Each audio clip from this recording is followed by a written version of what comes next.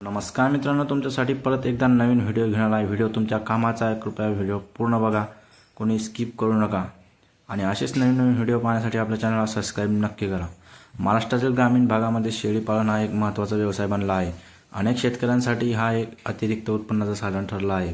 राज्य सरकारने शेळी पालन व्यवसायाला चालना देण्यासाठी शेळी पालन योजना सुरू केली आहे। या योजनेचा मुख्य उद्देश पशुपालन क्षेत्रात रोजगार निर्मिती करणे।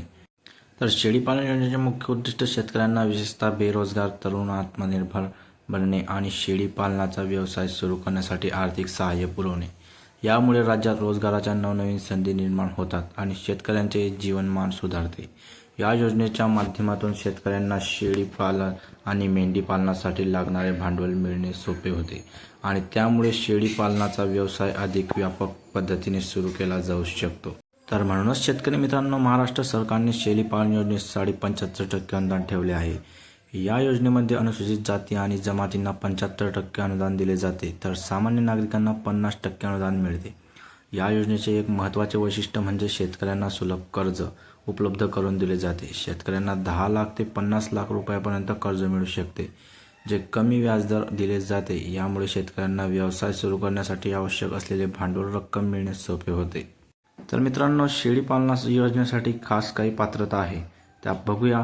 अर्जदार महाराष्ट्राचा नागरिक असावा, अर्जदार किमान 18 वर्षाचा असावा, अर्जदाराकडे 9000 चौरस मीटर जमीन असावी, अर्जदाराने पूर्वी कोणत्याही सरकारी शेळी पालन योजनेचा लाभ घेतलेला नसावा, अर्जदाराने पशुपालनाचे प्रशिक्षण घेतलेले असावे, अर्जदाराला शेळी पालनाचा अनुभव असलेल्या प्राधान्य दिले जाईल।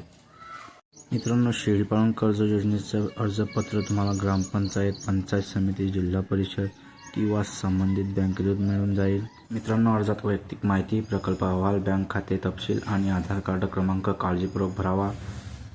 पूर्ण भरलेला अर्ज आणि कागदपत्रे ग्रामपंचायत, पंचायत समिती, जिल्हा परिषद किंवा संबंधित बँकेत जमा करावा।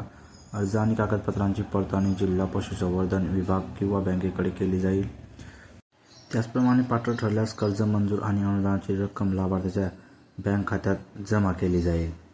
तर मित्रांनो, अशीच नवनवीन माहिती मिळवण्यासाठी आपल्या चॅनलला सबस्क्राइब करायला विसरू नका। धन्यवाद।